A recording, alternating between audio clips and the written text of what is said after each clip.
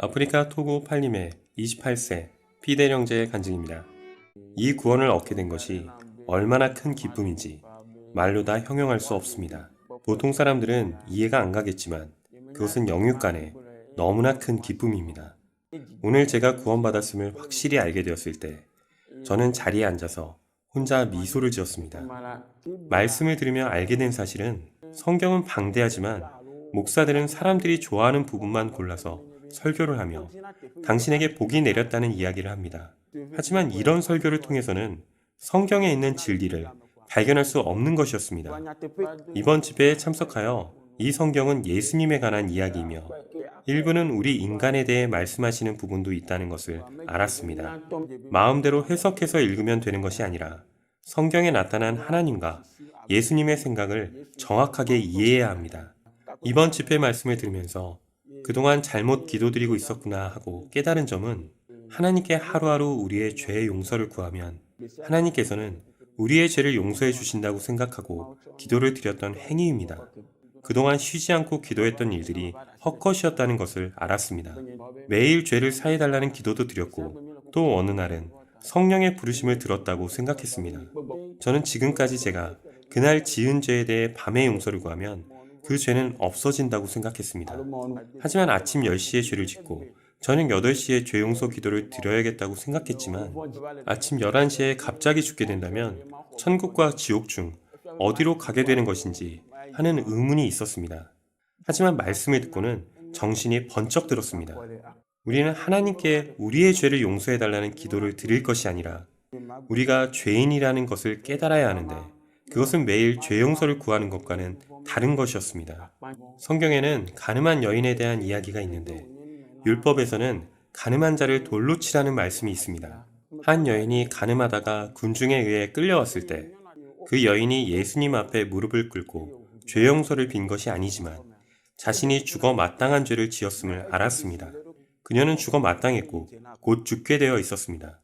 하지만 예수님께서는 땅에 무언가를 쓰시고 누구든지 죄가 없는 사람이 먼저 돌로 치라고 말씀하셨습니다. 예수님께서 일어나셨을 때 여자 외에 아무도 없는 것을 보시고는 여자에게 나도 너를 정죄하지 않는다 라고 하셨습니다. 이 말씀이 정말 마음에 크게 와닿았습니다. 예수님께서는 여인에게 죄를 돌리지 않으셨고 그 여인의 죄를 없애시기 위해서 십자가에 달려 돌아가신 것입니다. 그리고 예수님께서는 그 여인에게 다시는 죄를 범치 말라고 하셨습니다. 이 말씀이 저의 영혼을 자유케 하였습니다. 예수 그리스도께서 십자가에 못 박히셨습니다. 구약시대에는 율법이 있었습니다. 구약시대에는 대제사장이 먼저 자신을 위한 희생제물을 가지고 속죄제사를 드렸습니다. 그 희생제물은 어린 양이었습니다.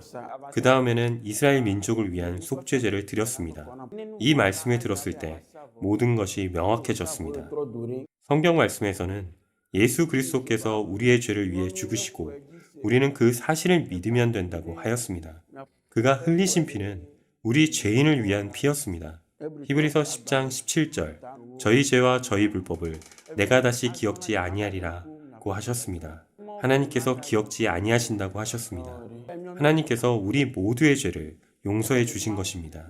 그리고 요한복음 6장 40절에 아들 예수 그리스도를 보고 믿는 자마다 영생을 얻는 이것이니 라고 하셨고 믿지 않는 자는 지옥에 가는 것이었습니다.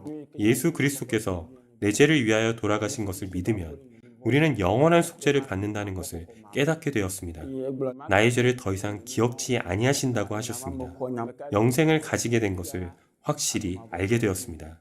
침례에 관해서 말씀드리자면 지금까지는 침례를 받으면 죄가 사라지는 줄 알고 있었습니다. 하지만 오늘 말씀을 들으며 침례를 받는다고 해서 죄가 없어지는 것이 아니라는 걸 알았습니다. 예수 그리스도께서는 사역을 시작하시기 전에 침례를 받으셨습니다. 만약 침례를 받지 않고 복음을 전한다면 우리가 예수님을 본받아 복음을 전할 수 없을 것입니다. 우리 중 아무도 예수 그리스도와 똑같이 될 수는 없습니다. 단지 영생을 얻게 된 것에 감사드리며 복음을 전하는 것입니다. 죄인은 복음을 전할 자격이 없습니다. 예수님을 닮아가지 않으면 복음을 전할 수 없고 예수 그리스도의 발자취를 따라갈 수도 없습니다. 저는 오늘 아침 말씀을 통해서 침례가 그리스도로 옷 입는 것이라는 걸 알았습니다. 그리스도로 옷 입었으니 그리스도께서 행하신 일을 우리도 해야 합니다. 예전에는 한 번 침례를 받았었기 때문에 다시 받을 필요가 없다고 생각했습니다. 그러나 설교 말씀을 들으며 꼭 침례를 받아야겠다는 생각이 들었습니다.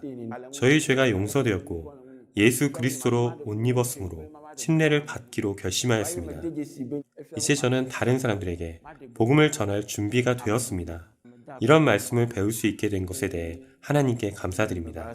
하나님께서 이끄시는 대로 이 복음이 전 세계로 퍼져나갈 것이며 많은 사람들이 하나님의 뜻대로 구원을 얻게 될 것입니다. 감사합니다.